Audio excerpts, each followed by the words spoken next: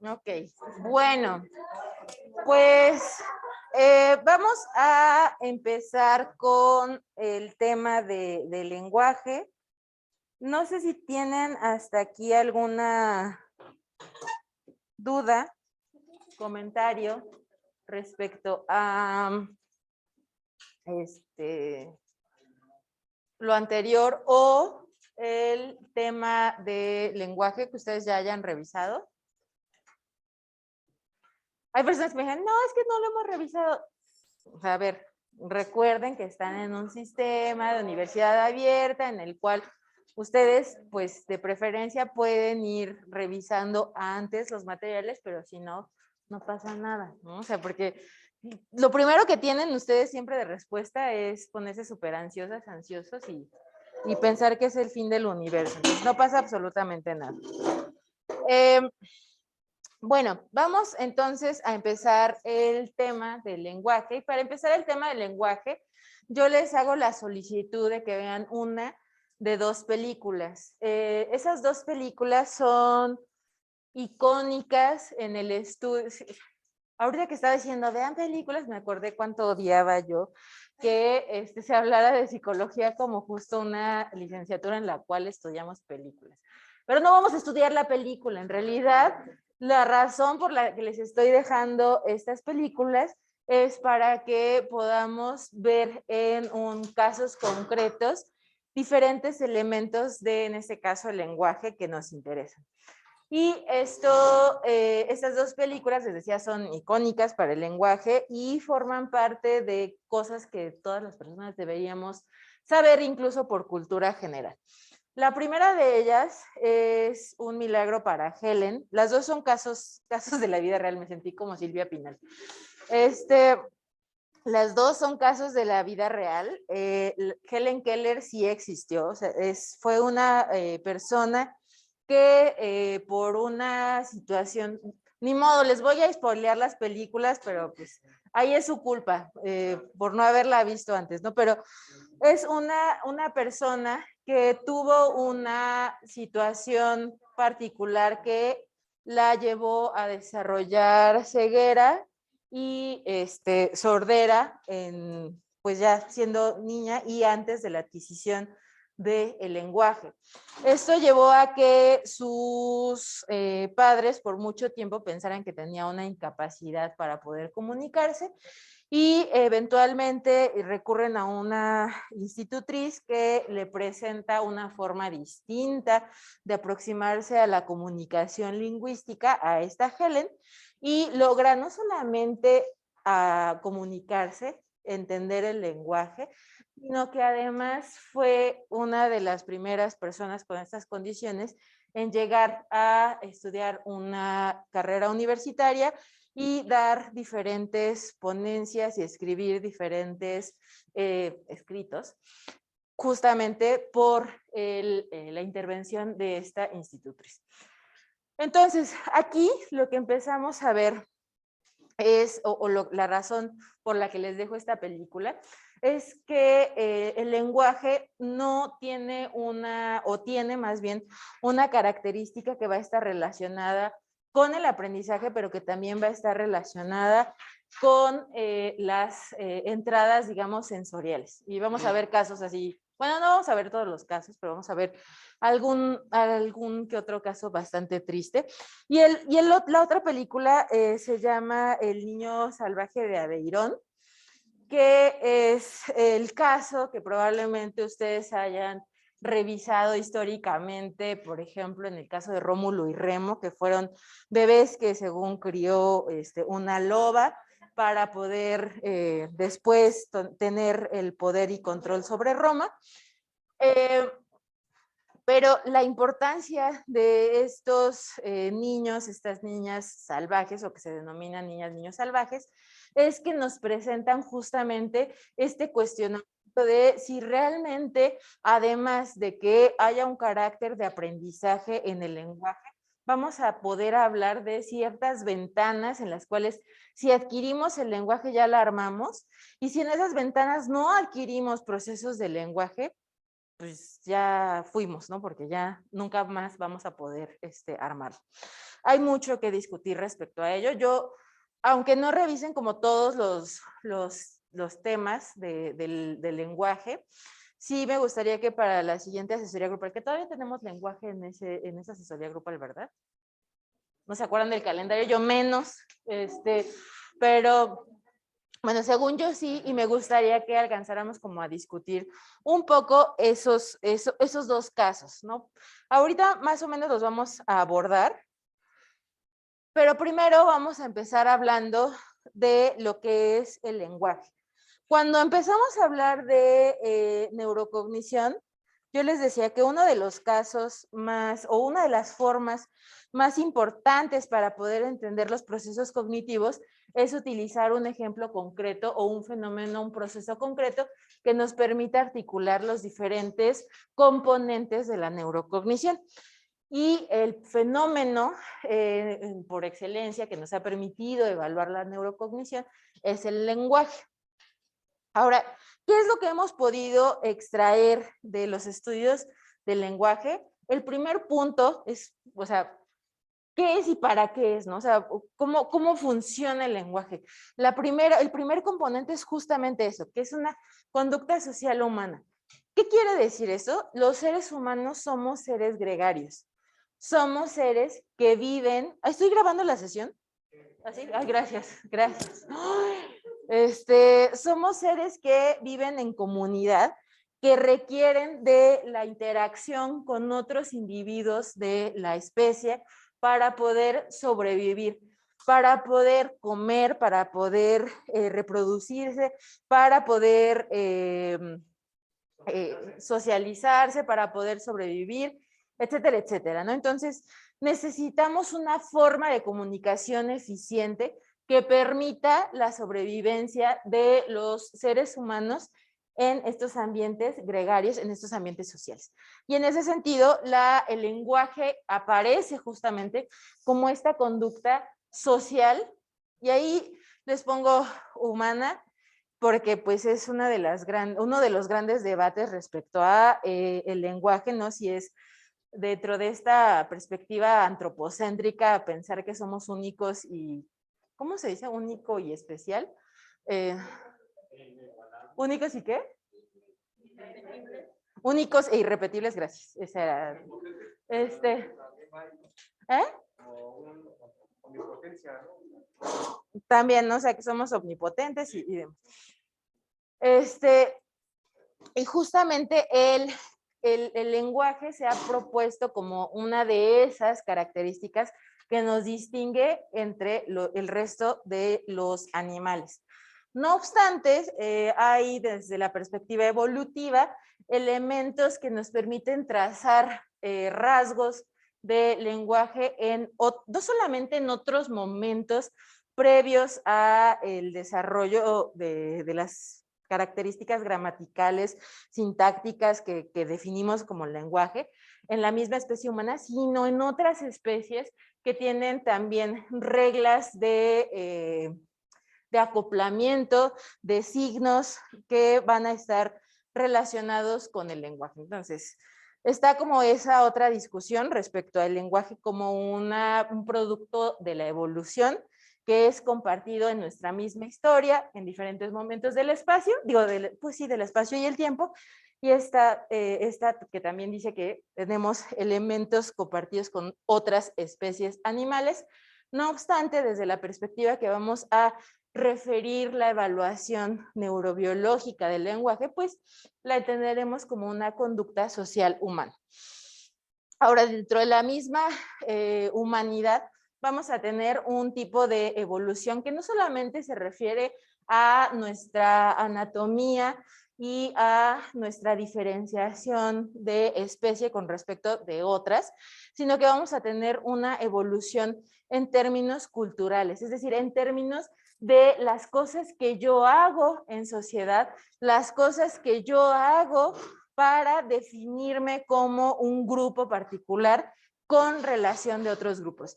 Y en este sentido, lo que permite o los elementos que me facilitan evolucionar culturalmente van a ser estos dos. El primero es la comunicación, o sea, yo les decía, necesito poder expresarme y entender las expresiones de las otras personas para poder tener un funcionamiento individual y colectivo que funcione, ¿no? Valga la redundancia.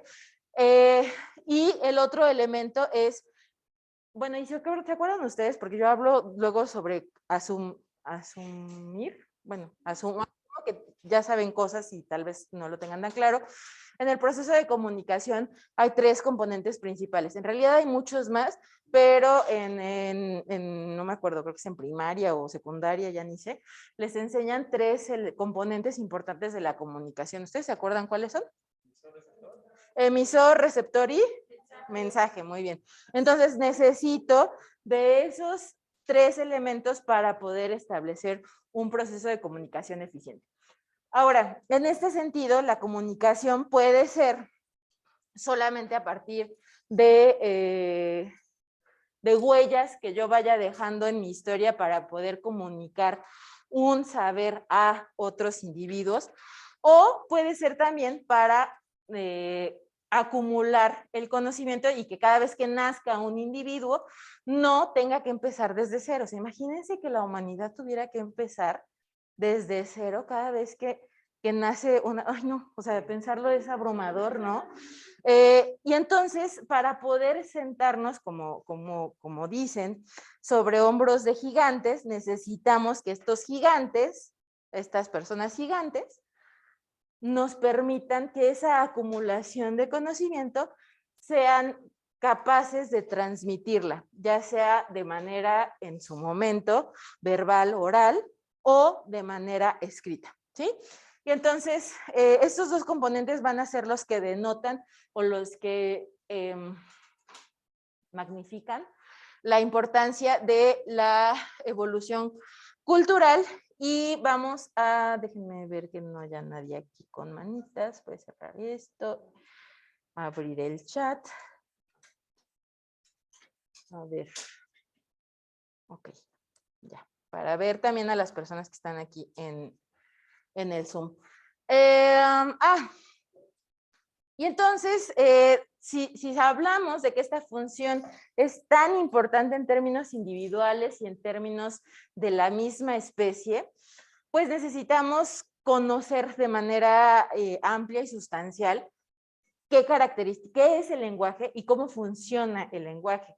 Sin embargo, pues no sé ustedes, pero a mí siempre me ha dado como mucha ansiedad pensar que estudiamos desde nuestro punto de ubicación y eso implica que hay cosas que nunca vamos a conocer porque nunca las podremos ver desde fuera. Y eso pasa con el lenguaje, o sea, ¿cómo vamos a estudiar el lenguaje dentro del propio lenguaje, utilizando el mismo lenguaje? O sea, se vuelve un conflicto importante, ¿no? Y entonces, en este caso, afortunadamente y desafortunadamente, como muchas cosas en psicología y neurociencias, pues son los elementos o los casos en los cuales hay una pérdida de un componente. Ay, aluciné, un perrito. El compañero me asustó y luego yo vi, dije, oh, es un perrito. Y entonces vamos a tener que los casos en los cuales se presenta una pérdida de la función o una pérdida de una estructura, que por lo tanto tiene una función, voy a tener una alteración observable en términos del lenguaje, ¿sí? Y es desafortunadamente, por eso les decía, que a partir de los casos de personas que tienen alguna lesión, que tienen algún accidente cerebrovascular, que tienen alguna condición que genera una interrupción de ciertos circuitos del cerebro, que vamos a poder aprender sobre el lenguaje. Es lo que les decía hace rato, estudiar desde dentro un fenómeno es difícil. Los casos que tienen lesiones nos permiten ver desde fuera algunos pocos elementos del lenguaje. Entonces, a partir de las lesiones y particularmente de las afasias que van a ser estos trastornos del lenguaje, voy a tener conocimiento de los circuitos, las bases neurobiológicas del lenguaje. Ahora, durante mucho tiempo, y sobre todo al principio de los tiempos en el estudio del cerebro y la conducta, se tenía que esperar. Ustedes se acuerdan que platicamos de Broca y el paciente Tan, cuando estábamos hablando de generalidades de la neurocognición, que llega el paciente Tan con Broca y Broca dice que tiene este tipo de caracterización del lenguaje, la tiene este paciente, pero no sé qué es lo que está pasando. Sé que algo pasa en su cerebro, pero no sé exactamente qué pasa, y es hasta que se muere el paciente Tan y que pueden ver su cerebro que dice, ¡oh! Ahí, miren, tiene un hoyo ahí es donde está afectándose esto y esto y esto y que yo caracterice. Y eso fue por mucho tiempo lo que se tenía que hacer con las personas en los estudios de las estructuras neurobiológicas y la conducta, esperar a que se murieran las personas para poder ver qué es lo que estaba pasando en el cerebro. Actualmente ya no tenemos que esperar a que se mueran las personas, solo tenemos que gastar miles y miles de pesos para poder meter a las personas a un resonador y que veamos en tiempo real, porque hay una resolución que se llama resolución temporal en las técnicas de estudio del sistema nervioso, que me van a tener un desfase importante entre lo que ocurre en el cerebro y el momento en el que yo lo observo. Entonces, yo puedo, por ejemplo, ver, ahorita que me comí una pastilla, ustedes pudieron ver todo el proceso, pero imaginen que solo pueden ver un momento, un fragmento, y me ven a mí con los dedos, con la pastilla cerca de la boca. Es difícil que ustedes sepan si es porque yo estaba sacándome algo de la boca o estaba introduciendo algo a mi boca, ¿no? Entonces, ese es el aspecto de la resolución temporal y es algo que encontramos desafortunadamente en los casos de neuroimagen. Sin embargo, pese a esta falla en la resolución temporal de las técnicas de neuroimagen, lo que sí es cierto es que podemos acceder a esta caja negra que se había planteado desde antes, hace muchísimos años, incluso desde los tiempos de los gladiadores.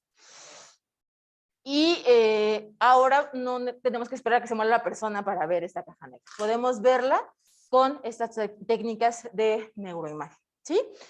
Y estas técnicas de neuroimagen nos han permitido corroborar en algunos casos lo que las afagias y las lesiones nos dicen, y en algunos otros proponer nuevos planteamientos y explicaciones para elementos del lenguaje.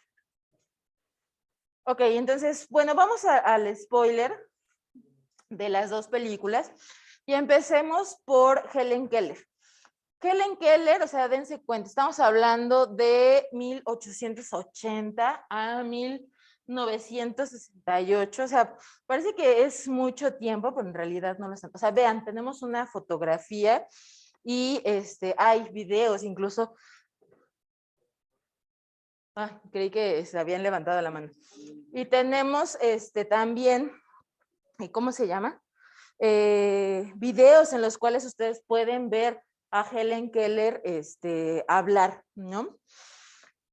Y entonces estamos hablando de una época relativamente actual en la cual tenemos más acceso, o tenemos, sí, más acceso a herramientas no solamente de estudio, sino también de trabajo, de intervención para alteraciones lingüísticas, ¿no? Entonces, bueno, Helen Keller, como ahí pueden ver, o sea, dense cuenta, o sea, yo les acabo de decir que tenía sordera y tenía ceguera.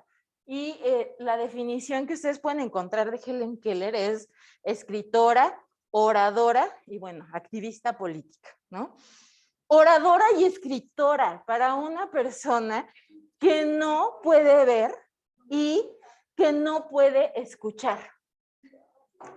El mérito sí, por supuesto, en gran medida es para Helen, pero también para su institutriz, que es Anne Sullivan, que tenía sus propias deficiencias que ustedes verán en la película. Ya les decía que yo les solicito que vean solamente una, pero la verdad es que les recomiendo que vean las dos, ¿no? Un fin de semana que tengan un poquito de espacio, que puedan verlas. ¿Mande?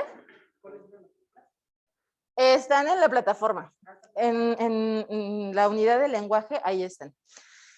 A veces nos quitan como es una película más viejita, a veces nos quitan la película de El niño salvaje de Aveirón, pero pues siempre hay aquí presente una persona estudiante que me ayuda a resolver ese problema y les puedo poner un nuevo link, ¿no? Entonces, si no está disponible ese link y lo encuentran, pues me lo pasan y ya lo pongo yo en la plataforma.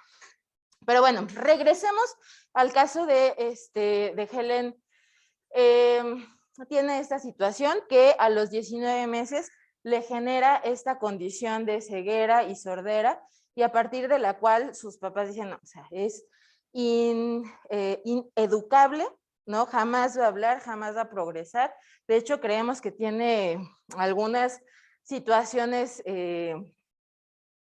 de locura, e incluso ustedes sabrán que por esas épocas sobre todo se consideraba también que las enfermedades o condiciones particulares relacionadas con la salud mental de las personas, pues se asociaban con algunas situaciones súper sobrenaturales, ¿no? Entonces, teníamos este caso de Helen Keller. Sin embargo, yo les decía, llega una persona que puede identificar cuál es la deficiencia sin tener que abrirle el cerebro, porque además era muy evidente lo que faltaba en Helen para poder hablar, que era el poder ver y el poder escuchar, y puede solventar esas faltas para entonces permitirle entablar o relacionarse de manera diferente con el lenguaje, de manera que no solamente puede hablar, digamos, el lenguaje de señas, sino que además puede hablar ella misma, ¿sí? Y esto, ay, me quisiera seguir, pero luego, si la ven para la siguiente, medio la discutimos porque está bien padre. Bueno, lo que les había dicho, es la primera persona con sordera, con ceguera, que obtiene un título universitario, y estamos hablando de 1904, ¿no? Entonces, realmente, ¿qué es lo que quisiera destacar del caso de Helen Keller? Creo que es la siguiente. No. ¿Qué es lo que es importante destacar de Helen Keller? Justamente que vamos a tener un cuestionamiento a eso que yo les decía. Vamos a tener una ventana para aprender, adquirir el lenguaje. Y si no tenemos acceso a la adquisición del lenguaje en esa ventana, pues ya fuimos, porque nunca más vamos a poder hablar, ¿no? Lo que ustedes habrán conocido como ventanas de desarrollo, y Helen Keller nos hace cuestionarnos un poco ese tipo de limitación. Sin embargo, tenemos por otra parte al caso de Víctor, que Víctor le pone después este médico. Si alguien sabe francés, pues ahí está, el doctor Jean-Marc Guittard. Él le pone el nombre de Víctor, pero las personas lo denominaban como el niño salvaje de Aveirón, porque había sido rescatado, encontrado justamente en esa región de Francia, y nadie sabía pues de dónde había salido este niño. Estamos hablando aquí de 80 años antes de esta Helen, ¿no? ¿Se acuerdan que Helen nace en 1880? Víctor aparece en 1800, entonces es una época donde pues el acceso a la tecnología, vean, lo que tenemos de Víctor es una pintura, no tenemos una foto. Y es un momento en el cual tenemos una limitación tecnológica importante que nos restringe no solamente la evaluación, sino también la intervención. Si no puedo identificar qué es lo que falla, qué es lo que falta, entonces poco puedo hacer para compensar esa falta, como en el caso de Helen. Y entonces, en el caso de Víctor, lo encuentran alrededor de los 12 años, no sabe hablar como consideramos que se debe hablar, emite solamente gruñidos. ¿Qué otra cosa? Ay, se me acaba de olvidar lo que les iba a decir, que no sabe hablar. Ah, y fíjense el diagnóstico que le dan. Pues estamos hablando de 1800. Cuando no hay una explicación del déficit y por lo tanto no entiendo qué está pasando con la persona y lo único que veo es que no se ajusta a las normas de ese momento, pues el diagnóstico, como ustedes pueden ver, es de idiota incurable, ¿no? La idiotez fue un diagnóstico que se hacía desde las ciencias de la salud mental a las personas que tenían alguna alteración que les difería en su ejecución con respecto de la generalidad de las personas. Sin embargo, en ese momento, muchas personas creen que es por sobre todo la película se dirige a hacernos pensar que por su buen corazón el doctor Jean-Marc adopta a Víctor y le empieza justamente a tratar de ajustar a las normas sociales de ese momento y entre ellas es el enseñarlo a hablar. Hay otras razones, pero lo importante de esto es que se le da una y otra y otra y otra y otra vez el entrenamiento que se seguiría para una persona que no sabe comunicarse con el lenguaje. Sin embargo, Víctor jamás lo logra. Y entonces ahí podríamos decir, oye, pero no acabas de decir que las ventanas de desarrollo pues son cuestionables. O sea, aquí me estás demostrando porque tienes a un joven de 12 años, alrededor de 12 años, porque además ni siquiera podían identificar bien su edad porque tenía una fisionomía distinta por su alimentación a la de niños de 12 años. Y tenemos a una persona que tiene esa edad, ¿no? Al menos 12 años, y que no importa cuánta estimulación le des, no logra hablar. Entonces, ¿son o no son ciertos estos periodos del desarrollo, estas ventanas del desarrollo? Son críticos, se llaman, periodos de desarrollo crítico. ¿Son o no son? Y la respuesta es un poquito. O sea, son y no son, en el sentido de que si estamos hablando de que no había muchas herramientas tecnológicas en el momento en el que se encuentra Víctor, tampoco podíamos identificar si había alguna alteración similar a la que tenía Helen Keller. Y entonces, imagínense qué es lo que le pasó a Helen Keller, que se tiene una intención de educar en el lenguaje a Víctor, pero Víctor tiene una deficiencia para poder entender y, por lo tanto, emitir ese lenguaje. No importa la capacidad intelectual, por no utilizar el término inteligencia, de Víctor, jamás de los jamases va a lograr aprender. Y eso que observamos en el caso de Víctor es lo que yo les pongo como casos concretos. Están padrísimos los videos. De hecho, de todas mis páginas de las diferentes unidades, de las diferentes asignaturas, esta del lenguaje es de mis favoritas. Y digo, ay, qué bonita cosa. ¿Quién la hizo? Ah, yo la hice. Porque la verdad es que justamente lo que pueden observar ahí son casos concretos de personas con diferentes tipos de afasia que van a tener problemas concretos y puntuales que si de repente los regresáramos a los 1800, o sea, entrarían en un nivel de frustración tan grande que el diagnóstico sería exactamente el mismo, que no voy a repetir porque es súper ofensivo.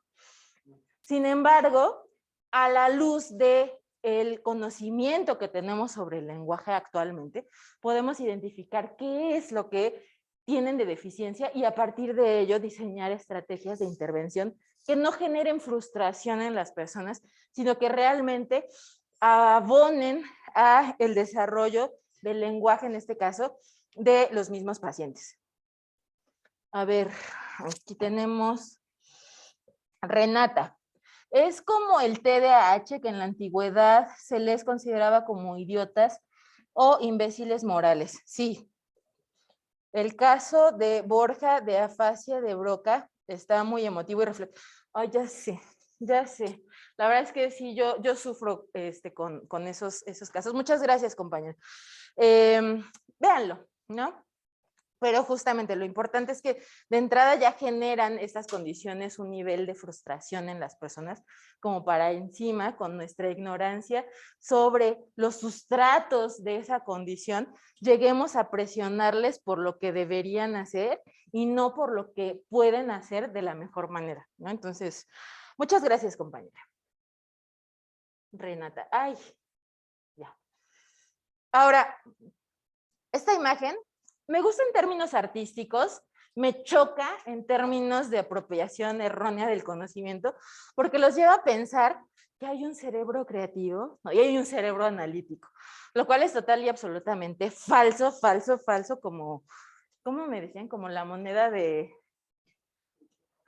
3 pesos, gracias a quien me haya dicho Es falso, no hay un cerebro creativo y un cerebro analítico. Está padrísima la imagen, es súper bella, pero... Sí, ¿qué pasó, compañero? ¿Quién? Ay, no lo escucho. Edward de Bono. No sé, pero me dio tantito como, no sé cómo decirlo. Porque algo, y la razón por la que les pongo esto es porque sí va a haber una lateralización del procesamiento cognitivo, pero eso no significa que se procese única y exclusivamente en un lugar la información y en otro lugar otra información. ¿A qué me refiero? Por ejemplo, vamos a verlo que dijo, Dulce dice, ¿qué dijeron de Eduardo? Bueno, ay, me ahogué. Dijo que el compañero dijo que manejaba una perspectiva de que existía un cerebro creativo y un cerebro analítico. ¿Es correcto? Sí, ya. Eso es lo que dijo Dulce, gracias. Pongamos de ejemplo a no es que iba a decir aquí, pero ustedes me van a decir, no, no es cierto, no sé qué, déjenme busco otro ejemplo rápido. Ya sé, una cafetería. Una cafetería relativamente pequeña y local.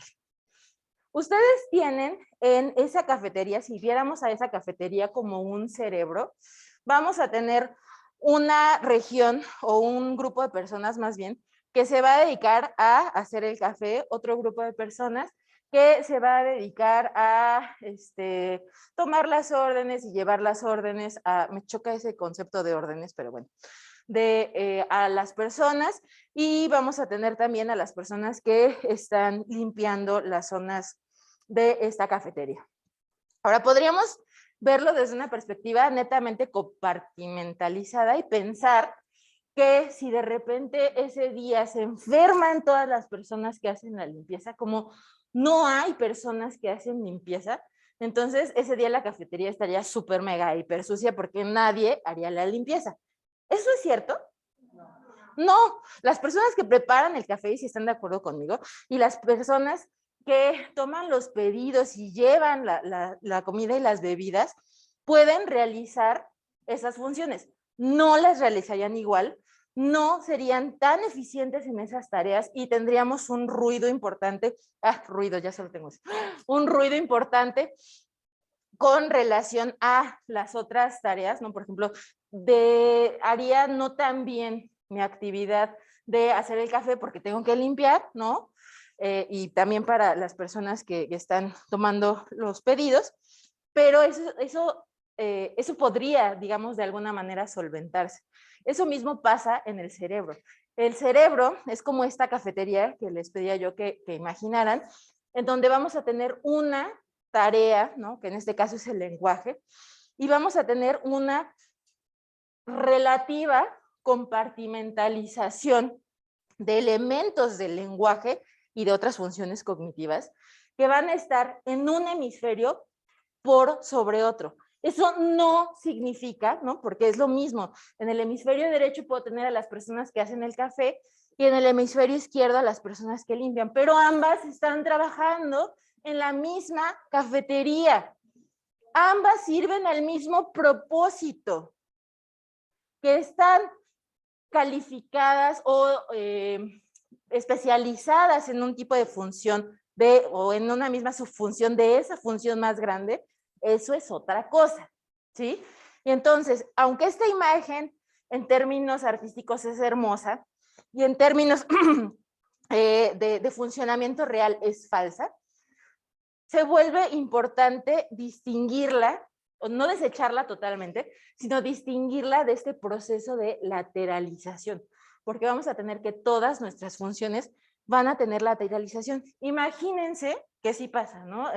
Ay, justo iba a empezar, estoy en mi etapa de ver un chorro de documentales en Netflix, entonces justo iba a empezar uno de unas personas que tienen ciertas condiciones y requieren un diagnóstico muy específico y generar comunidad que no pueden encontrar en otro espacio más que con una persona.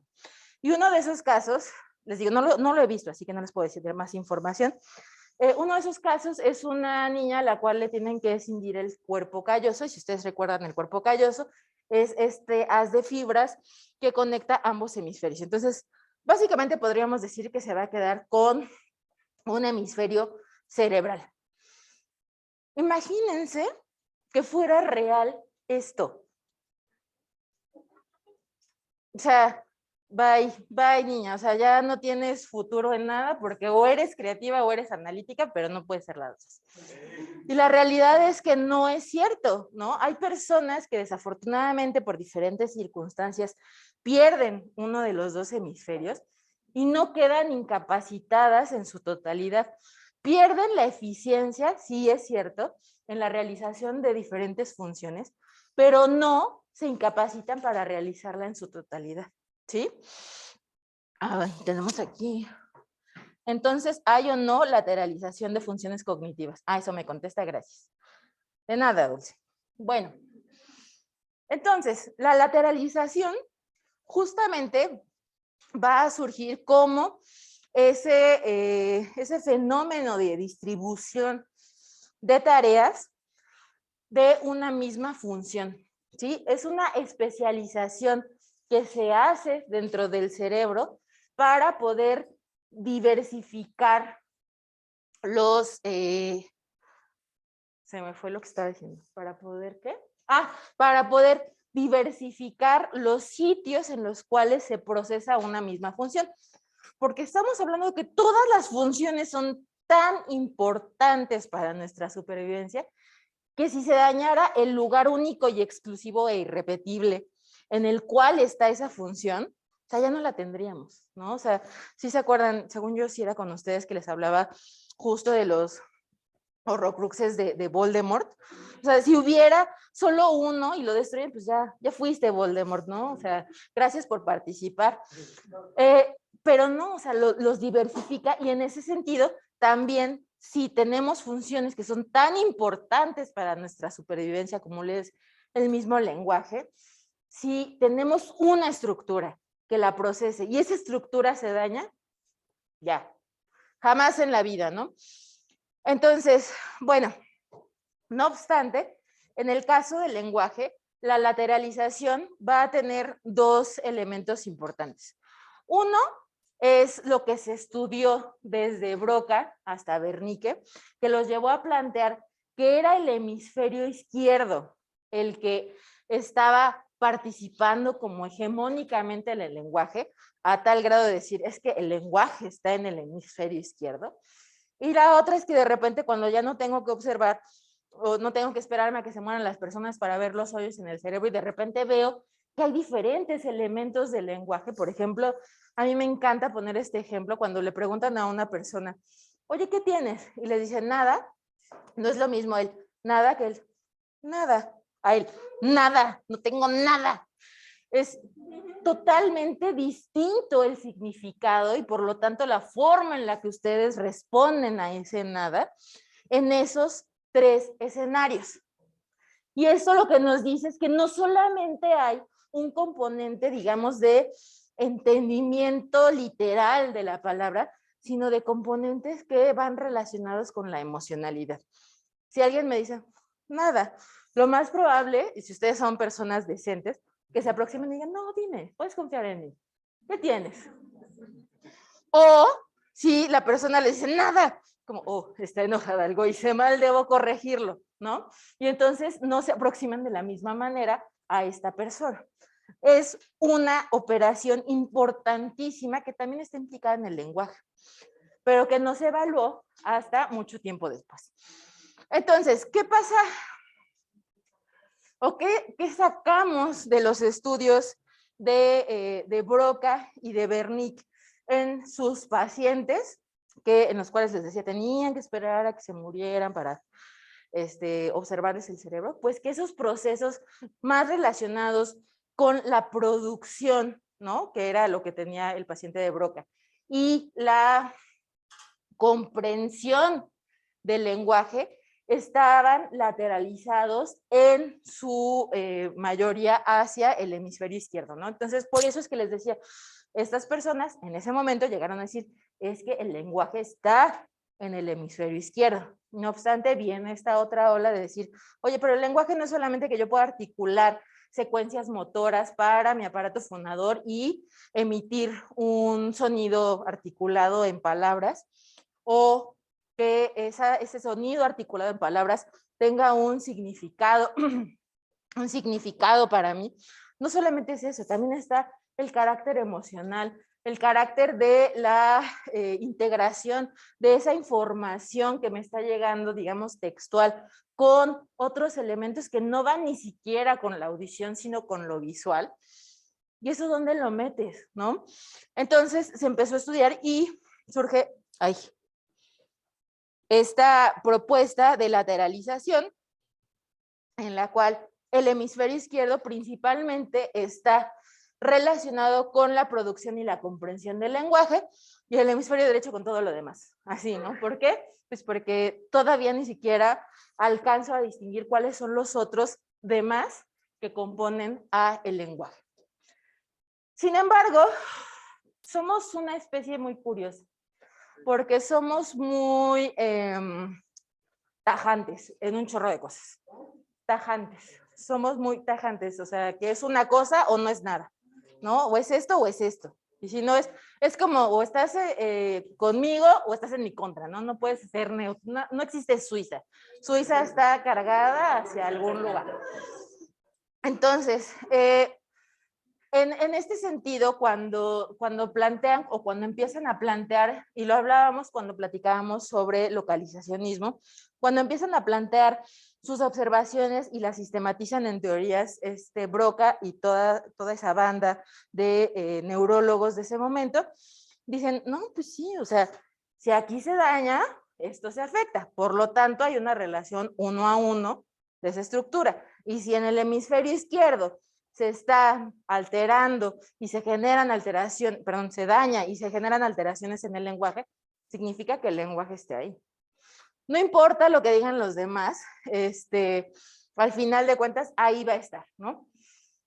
Y esto llevó a que en la época del genoma humano, cuando se empezaron a mapear todos los genes de nuestra especie y que están participando en diferentes fenotipos, ya sea físico o característicos anatómicos hasta conductuales, se llegó a establecer, lo vamos a ver un poco más adelante, que un gen particular era el responsable del lenguaje. O sea, imagínense, ya ni siquiera es que un hemisferio o una región del cerebro, sino un gen es el responsable del lenguaje.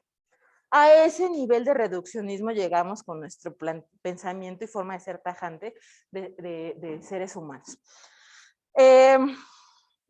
Pero bueno, es algo que tenemos que, o hemos ido luchando y desarticulando desde los diferentes momentos históricos de la construcción científica, sobre todo enfocada en neurociencias.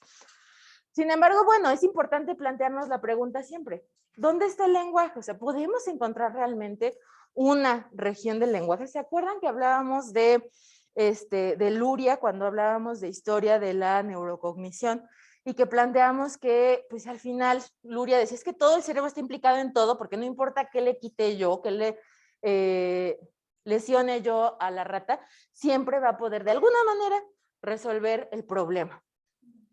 Pues sí, ¿no? Pero no es que todo participe en todo, es que dependiendo de cómo evalúes tú, va a ser, y lo que evalúes tú, va a ser tu observación. En este caso pasa exactamente lo mismo. No es que el lenguaje esté o no esté en una región, en un hemisferio, en una región, en un gen. Es qué es lo que está procesando ese hemisferio, qué es lo que está haciendo de todo el lenguaje, esa estructura particular, y ese gen, ¿para qué está codificando dentro de esta dinámica que estamos planteando de procesamiento? ¿Sí? Y para poder trazar ese camino de discusión es importante plantearnos esta pregunta.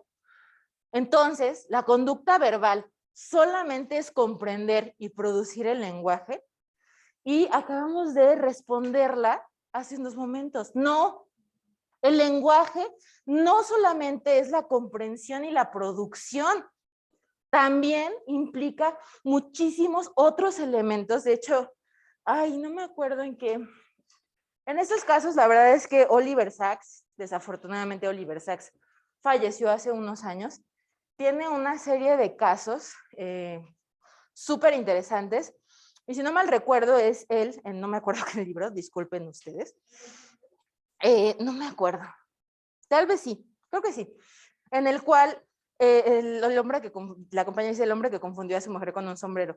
En el cual está el caso de un individuo que había tenido un evento en el cual había tenido lesión cerebral y a partir de ello no podía o entendía lo que decían las personas, pero solamente con la parte, digamos, emocional de su discurso. Y entonces le parecían altamente simpáticos los discursos políticos, porque había una disonancia entre lo que decían y cómo lo decían, ¿no?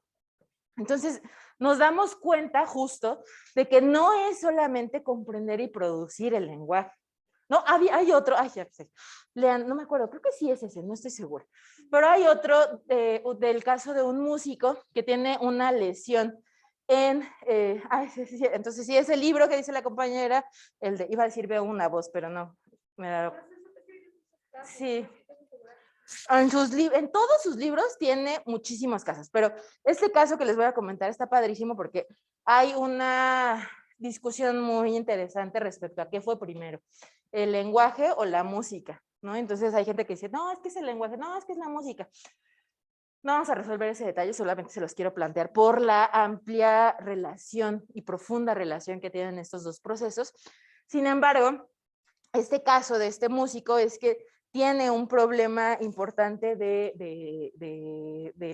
lenguaje y entonces no puede comprender el lenguaje, pero a partir de su experiencia clínica, Oliver Sacks logra identificar que puede comprender el lenguaje siempre y cuando sea o le digan las cosas cantando, ¿no? Entonces, la casa de este señor se vuelve una casa súper melodiosa porque todo el tiempo su esposa, para poder comunicarse con su esposo, le cantaba las cosas que le quería decir, ¿no? Entonces, no es solamente producción y comprensión. Estamos hablando de algo más que todavía seguimos estudiando. A ver. Creo que nos dice Joel, creo que hubo un experimento con un niño y un chimpancé. Ambos convivieron desde pequeños y estaban relativamente bien, sin problemas. Hasta que el niño empezó a hablar fue cuando el chimpancé tuvo un comportamiento agresivo, como de frustración. Y se llegó a la conclusión de que el hablar, o sea, el lenguaje, era el causante. Se dedujo que estaba en un gen. Ok, ahí tenemos varios problemas. Muchas gracias por compartirnos el caso. Pero dense cuenta, el problema no es de lo que nos comenta el compañero, sino justamente de la forma en la que nos aproximamos a los problemas. Si queremos reforzar o demostrar una postura localizacionista, no importa la evidencia que me den, voy a reafirmar esta postura localizacionista. Sin embargo, ¿qué ocurre cuando nos vamos desarrollando como individuos?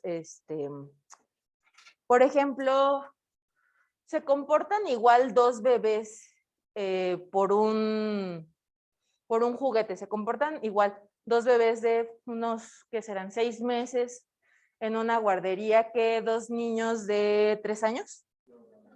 ¿Por qué no? ¿Qué es lo que los diferencia? ¿O qué hacen los bebés? Ok, pero por un mismo juguete, o sea, usted es un bebé, yo soy otro bebé y este es el juguete que tenemos. ¿Los bebés se pelean? ¡Pelea de bebés!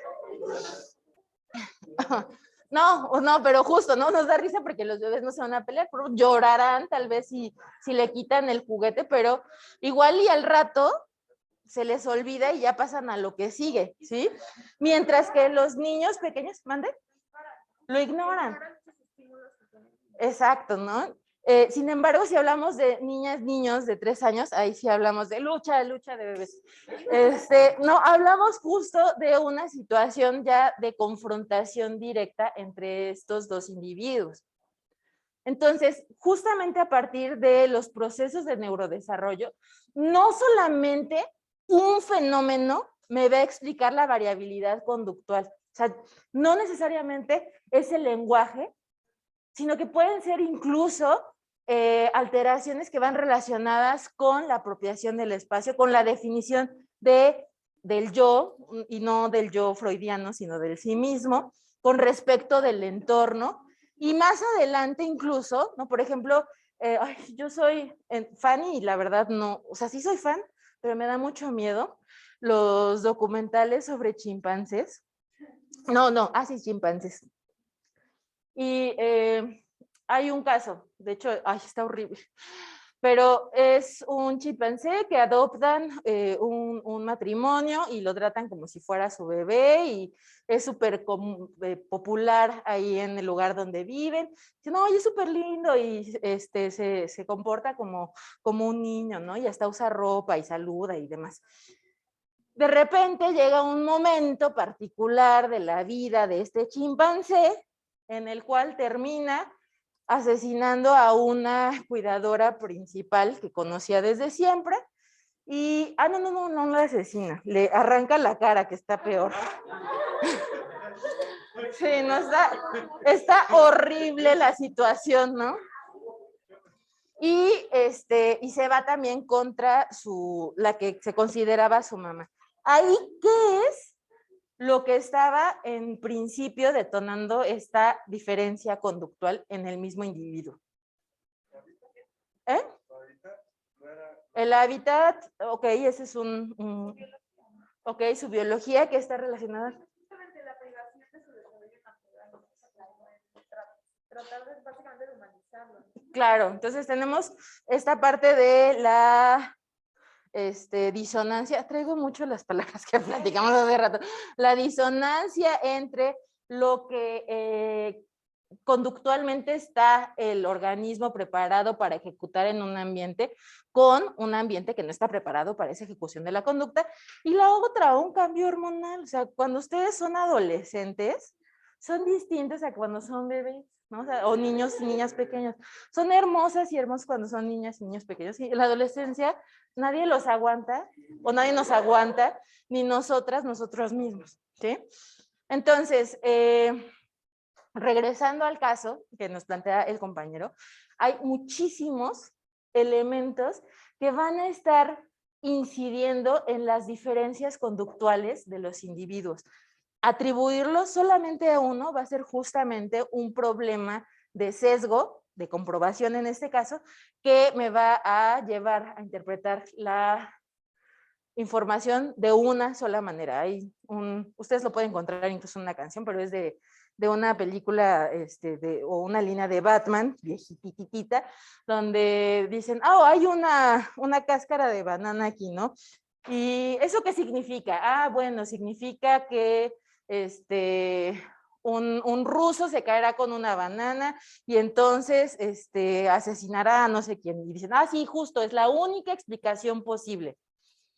O sea, ¿de dónde sacaron que la única explicación posible a partir de una banana, una cáscara de banana, era que un ruso iba a caerse con una cáscara de banana y asesinar a alguien? No solamente ocurre en la mente de Batman y Robin en esa línea, pero eso nos lleva justamente a pensar que tenemos ese mismo sesgo de comprobación una y otra vez repetido en muchas de las observaciones que hacemos de los fenómenos. Pero bueno, regresemos a la conducta verbal y cómo es que no solamente se circunscribe a la producción y la comprensión del lenguaje.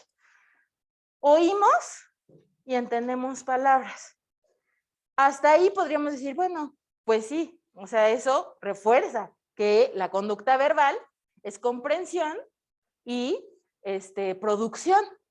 Sin embargo, si ahorita les pido que ustedes piensen en lo que le dijeron a la persona de la que se despidieron en la mañana, que piensen qué le dijeron, o sea, no tienen que articularlo y pueden repetir la secuencia de palabras en su mente igual a procesos nerviosos, ¿sí o no? O sea, pueden escucharse a ustedes mismos, mismas, diciendo lo que dijeron, aunque no lo estén diciendo, ¿sí? Entonces, no solamente hablamos palabras, sino que pensamos palabras. Por ejemplo, saliendo tengo que, a ustedes también les digo, bueno, aquí hay personas que estuvieron antes, pero también puede que haya personas que no hayan estado en la asesoría previa. Tengan cuidado cuando salgan de noche. Ahorita no, pero si ustedes tienen alguna asesoría grupal más tarde, hay algunos puntos que son pues riesgosos en Ciudad Universitaria y desafortunadamente pues hay gente que se está aprovechando de la condición estudiantil y también académica de la UNAM. Entonces han habido situaciones de delincuencia hacia población que sale pues noche de la UNAM, ¿no? Entonces, ¿eh? ¿En la noche qué?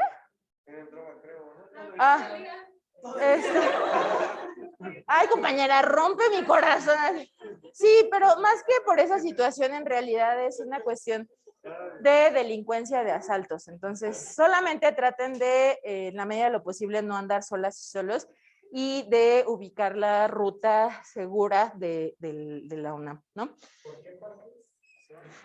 Por ejemplo, el área del frontón cerrado. Ubican, bueno, esa es una zona. Sí, de hecho también la zona que estaba abierta por Metro CU, que era un como jardín muy amplio por el edificio Mario Molina, ya está cerrado, pero esa zona también era riesgosa porque además como era verde, muy amplia, no tenía iluminación. Y la zona de cruce de la facultad hacia el otro lado de Insurgentes al paradero de los camiones y el ¿cómo se llama? No, mi transporte favorito que cuesta 2 pesos y... sí, gracias, el trolebús. Adoro el trolebús. Bueno, esas zonas, por ejemplo, son las que yo me manejo que son peligrosas. ¿Qué dijo? Bueno, o sea, sí, váyase, sí, en la medida de lo posible con otras compañeras, compañeros, y traten de avisar también, en la medida de lo posible, a las personas que les esperan, que ya van en camino y a qué hora aproximadamente van a regresar. Bueno, cerrando este paréntesis, nos dice Dulce, el desarrollo del chimpancé se detuvo y el del niño continuó, ya no podía ser igual la relación. ¿Están de acuerdo con que un desarrollo puede detenerse? No. ¿Por qué no? O sea, vamos siempre, siempre, siempre a cambiar. ¿Qué podríamos entender como esto que plantea la compañera de que se detuvo el desarrollo? Esta disonancia, ¿no? Claro, se diferencian en el sentido de que el niño, en este caso, pues está en el entorno en el que debería, naturalmente estar, ¿no? Está con otros seres de su especie en un entorno cultural particular y específico. El chimpancé está ajeno a ese entorno. Exactamente. Entonces podríamos hablar de un desarrollo sesgado. Ok, bueno, regresando al lenguaje, ¿no? De que hablamos y pensamos en palabras, también hay circuitos que van a estar relacionados no necesariamente con la comprensión y la producción, sino justamente con el pensar las palabras. O sea, yo les puedo decir, piensen en aguacate, la palabra aguacate, y va a aparecer así, ¡ping! Aguacate en su cabeza, ¿no? O piensen en así, sufragio electivo, no reelección, me salió sufi.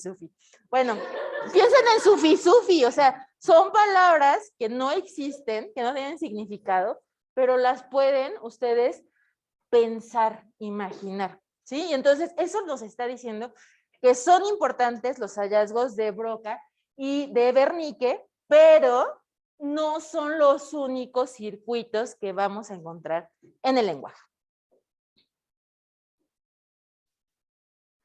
Ay, ¿se saltó dos o solo uno? No, solo uno. Ok, entonces vamos a empezar por lo primero, que justamente es lo que nos brindó Broca con sus primeros estudios y el paciente tan particularmente, y que es la producción del habla. Es lo que más fácil podemos observar. O sea, puedes decir parangaricutirim, puedes decir lo que yo estaba diciendo hace rato, sufragio efectivo, no reelección.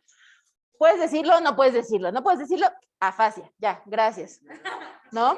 Sin embargo, no, al ser lo único que podemos, o lo que más sencillo podemos observar, se vuelve un riesgo en el sentido de cómo podemos extrapolar este conocimiento, ¿no? Entonces hay que tener mucho cuidado en recordar que cuando hablamos de producción del lenguaje o del habla, no hablamos de todo el lenguaje, ¿sí? Ok.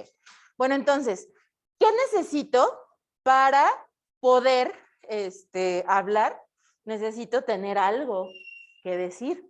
O sea, no voy a hablar, no, ni siquiera se me ocurre cómo hablar sin tener nada que decir. O sea, incluso diciendo no tengo nada que decir, estoy pensando en qué tengo que decir, ¿sí? Entonces, lo primero es eso. ¿Qué es lo que digo? Vamos a hablar, déjenme, me siento aquí para... Hay una compañera en sala de espera. Acaba de solicitar. Ah, sí, gracias, Renata. Es justo la compañera que nos decía del desarrollo interrumpido. Okay. Gracias, Renata. Ok, bueno, entonces vamos a tener, déjenme pongo esto acá. Vamos a tener en el caso de lo que nos plantearon Broca y Wernicke, dos áreas. Ay, ¿sí ven mi cursor? Sí.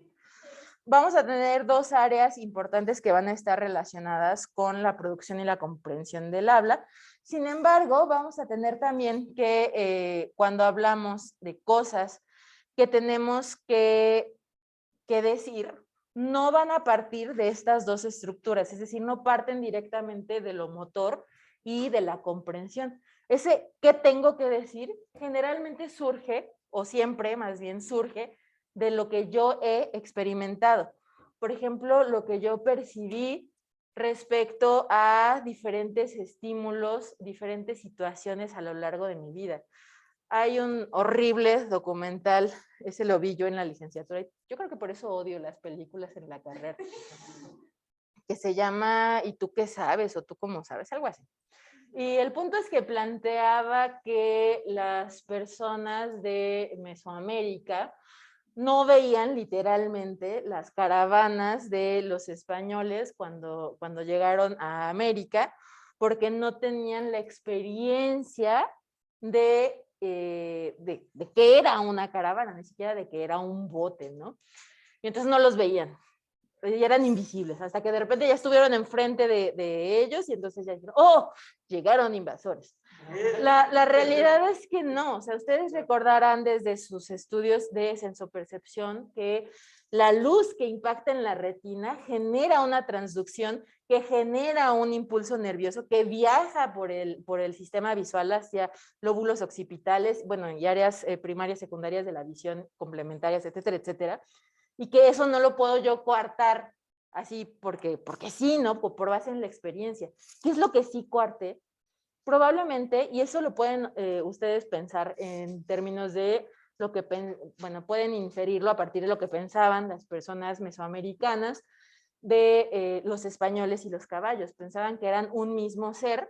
¿Por qué? Porque justo no habían tenido la experiencia del caballo. Y eso es distinto a no verlo, ¿sí? En este sentido, lo que yo comunico va a ser justamente sobre lo cual tengo yo experiencia, sobre lo cual yo me he aproximado. Entonces, en este ejemplo de las caravanas y las personas mesoamericanas, pues no es que no lo vieran, es que no tenían los elementos para definirlo, para comunicarlo de la forma en la que lo comunicaban los españoles, que era una invasión en caravanas, ¿sí? Pudieron haberle, y no lo sé, haberle dado otro nombre, haberle dado alguna otra connotación, sin embargo, no era la que correspondía con lo que estaba ocurriendo. Entonces, para poder tener que decir, necesito tener percepciones, necesito poder, no, ojo, percepción ya es la interpretación, la representación de la cuestión sensorial, ¿sí? Eso es lo importante. Entonces, necesito tener percepciones, necesito tener recuerdos, y eso es lo que me va a permitir generar lo que yo tengo que decir y que eventualmente se transforma en el lenguaje o el habla. ¿Dónde van a estar mis percepciones y mis recuerdos?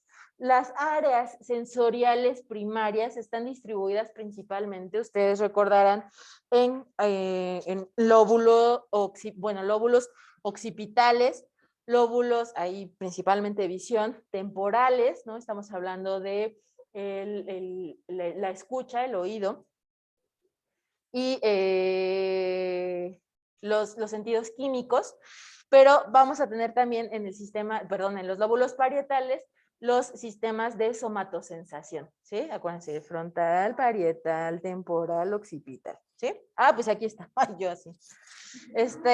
Frontal, parietal, occipital, temporal, ¿sí?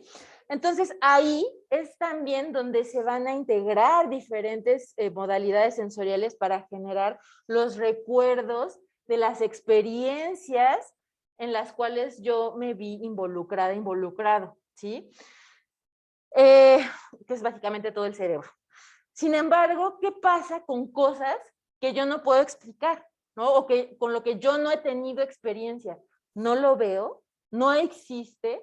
O sea, si yo les digo ahorita, osito verde comiendo pasta, o sea, ustedes pueden ver al osito verde comiendo pasta y ahora siempre, por siempre y para siempre estará en su mente igual a procesos cerebrales, así, infinitamente.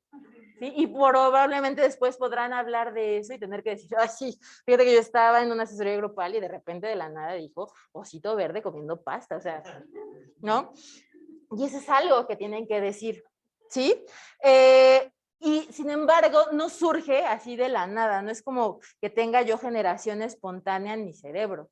En realidad, el osito, o sea, existe porque pues, he visto osos previamente, he visto películas de osos, del imaginario de otras personas, de la experiencia, las percepciones de otras personas, de lo que yo conozco como mi entorno y que me enseñan desde preescolar a ponerle a esa longitud de onda el nombre verde.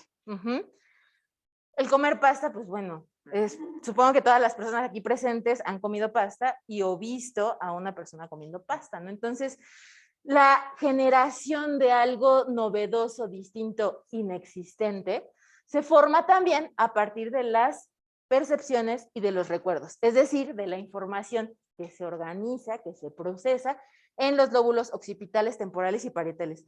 Si se dan cuenta, prácticamente estamos diciendo lo que Luria decía, todo el cerebro está implicado en el lenguaje, o sea, pues es que sí tiene razón, ¿no? Pero no tiene razón en términos de que es una masa que participa de manera igual en la neurocognición, sino que toda la masa, ¿no? Regresando a nuestro ejemplo del cerebro y la cafetería, toda la masa va a participar, pero diferencialmente. Me encanta, soy fan. Bueno, primero les digo que odio. Lo odio y luego soy fan. Odio ese mito de que usamos solamente el 10% de nuestro cerebro. ¡Ay! Es una aberración, pero que no saben, ¿no? Es falso, como las monedas de 3 pesos, que alguien me sopló ahí la respuesta, gracias.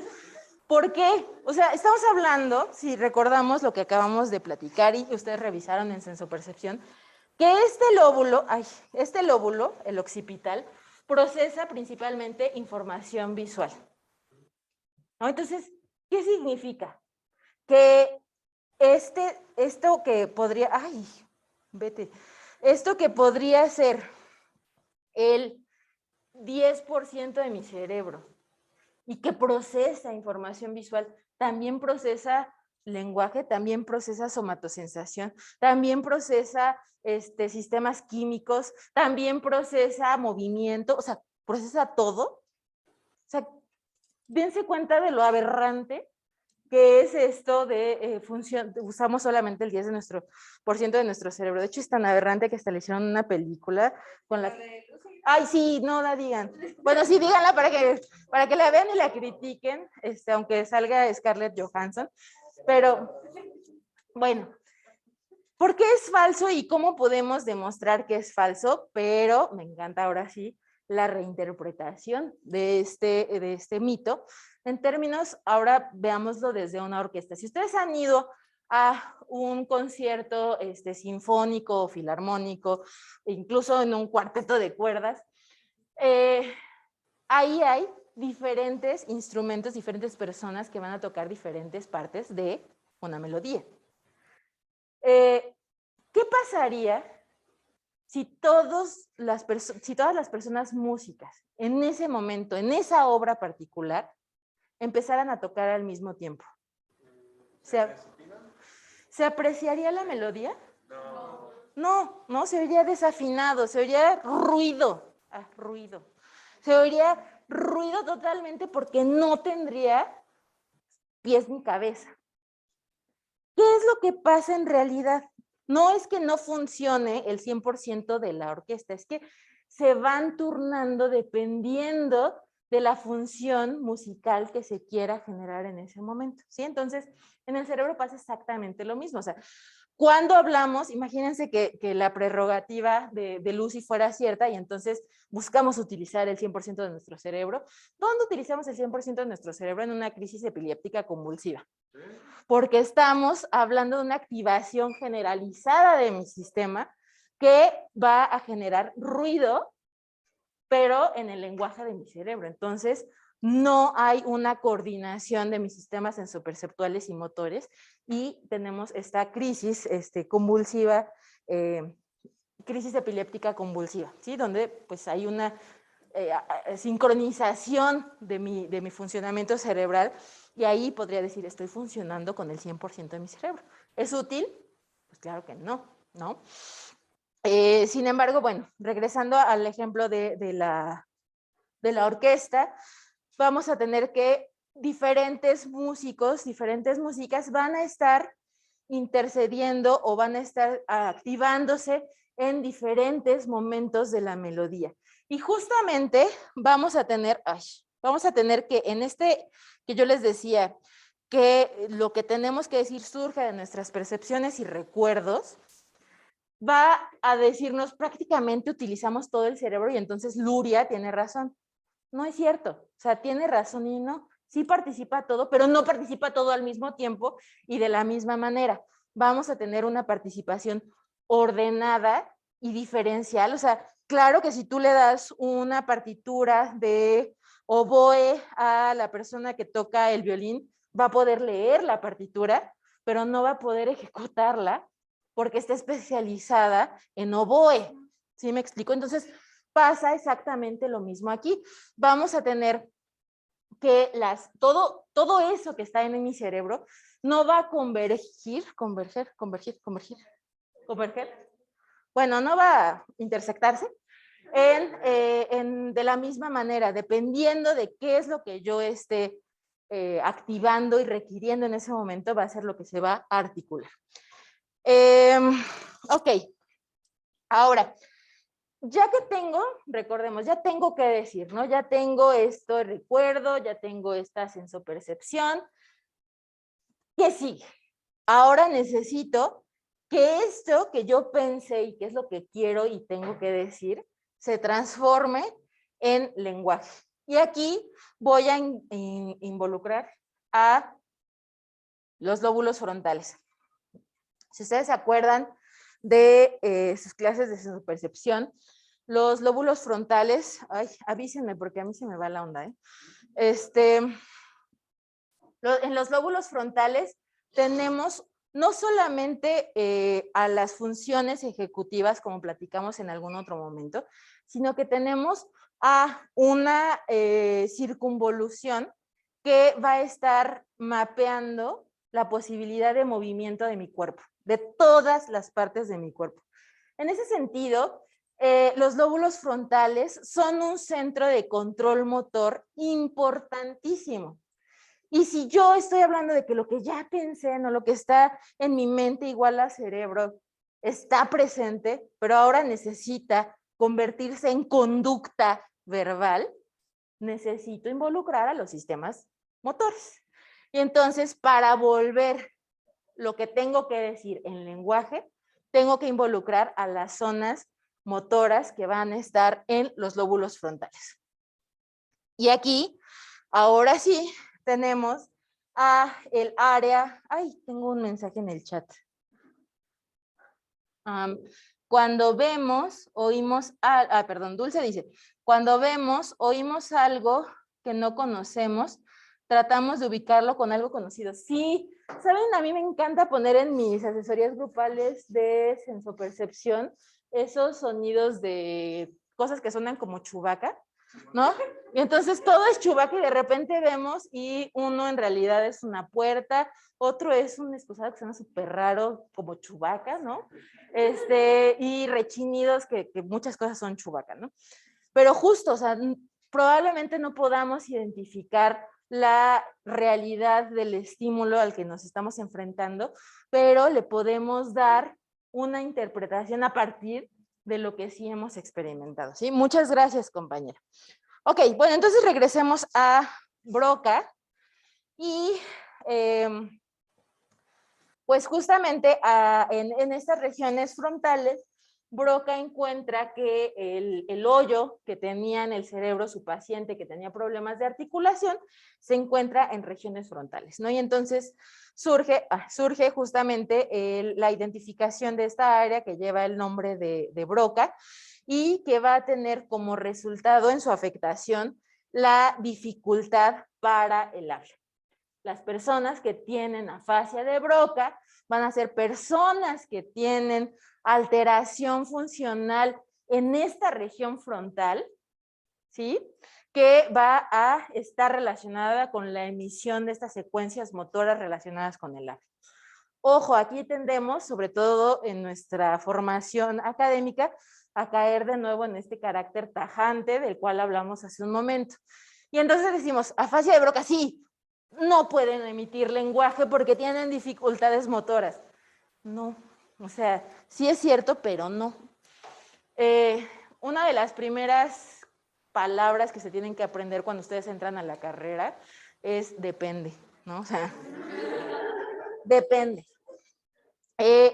Vamos a tener que hay una gradación de intensidad o severidad de las diferentes afasias que vamos a encontrar. Entonces, puede haber afasias de Broca en las cuales les tome más tiempo a las personas emitir el lenguaje, pero puedan hacerlo.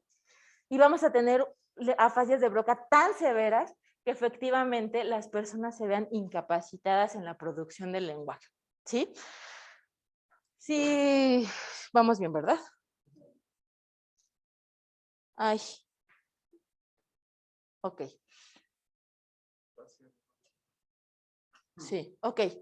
Bueno, entonces, tenemos a la afasia de Broca como justamente la primera observación que se hace desde esta evaluación clínica de pacientes que tienen alteraciones en el habla, ¿no? Y que dicen, es que no pueden producir el lenguaje, me espero, se mueren, tienen este hoyo en el cerebro. Y entonces digo, bueno, esta lesión en esta región específica produce un deterioro, alteración en la producción del lenguaje. Eso es la afasia de Broca y vamos a tener como característica importante la dificultad para producir el lenguaje, pero centrada justamente en palabras cortas con significado gramatical. ¿Qué quiere decir esto? Palabras que tengan un significado, o sea, yo puedo, me regreso tantito, ¿se acuerdan cómo se llama el paciente clásico de Broca a partir del cual describe la afasia? Tan, ¿no? Entonces, el paciente tan, ¿por qué se llamaba tan o por qué no se llamaba tan, la verdad? Exacto, ¿no? O sea, no tenía ninguna dificultad para decir tan, pero tan es una palabra que no necesariamente tiene contenido o significado gramatical. O sea, no es como tan tarde que es que ya casi vamos a acabar la asesoría grupal, no. O sea, en realidad estaba hablando de una palabra carente de este significado.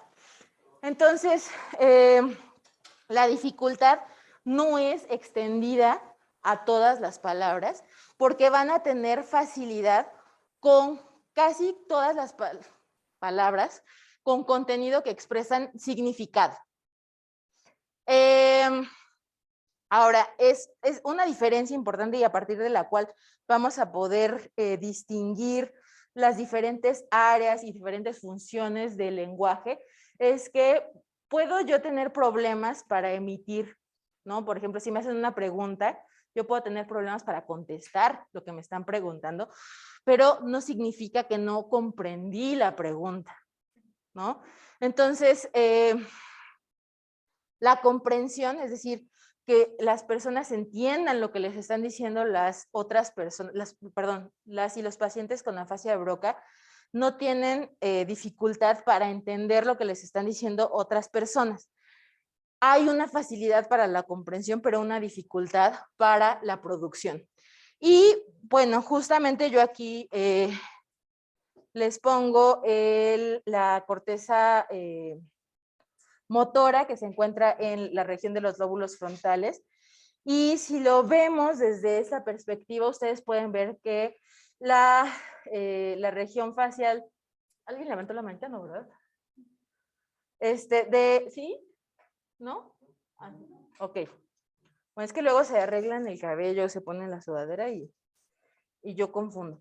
De la cara, ¿no? Que involucra a los labios, la mandíbula, la lengua y todo lo que es el aparato fonador, se encuentra ubicado justamente en la región que se empalma con lo que se denomina el área de Broca. Entonces, cuando lesiono regiones cercanas a la cuestión frontal y a las conexiones que están por debajo, recuerden, sustancia gris, cuerpos neuronales, sustancia blanca, axones, que básicamente son los cables que van a estar conectando estos centros de procesamiento. Entonces, cuando lesiono no solamente los centros de procesamiento o cuerpos neuronales, sino que además lesiono las conexiones que están por debajo de estos centros, tengo una alteración del área de Broca. Si ustedes se acuerdan de sus clases de movimiento, cuando vieron sistemas motores y vieron a los ganglios basales y los ganglios basales como estos centros de automatización del movimiento, que pudieran haber visto como ganglios o núcleos basales, aunque el nombre correcto es núcleos basales. Ustedes vieron que las secuencias secuencias motoras de acciones que se repiten una y otra y otra y otra vez tienden a transferirse a los ganglios basales. Si yo he aprendido a decir, iba a decir, sí, sufragio electivo, no reelección, lo aprendí en kinder, pues no, ¿verdad? Pero si yo aprendí papas con catsup desde el preescolar y llevo ejercitando porque, no sé, hoy pedí papas con catsup en la comida, o sea, llevo años practicando esta secuencia motora. Y eso implica que en algún momento esa secuencia motora se trasladó hacia los núcleos basales y los núcleos basales también, entonces, tendrían que ver en la producción del ave. Entonces, cuando hablamos de afasia de Broca, no solamente me voy a circunscribir a esta región frontal que caracterizó Broca, sino también a los núcleos basales, particularmente el núcleo caudado, que pueden producir una afasia que no es de Broca, porque no es el área de Broca, pero que es similar sintomatológicamente a la afasia de Broca. ¿Sí? Voy a dejar de grabar y de compartir.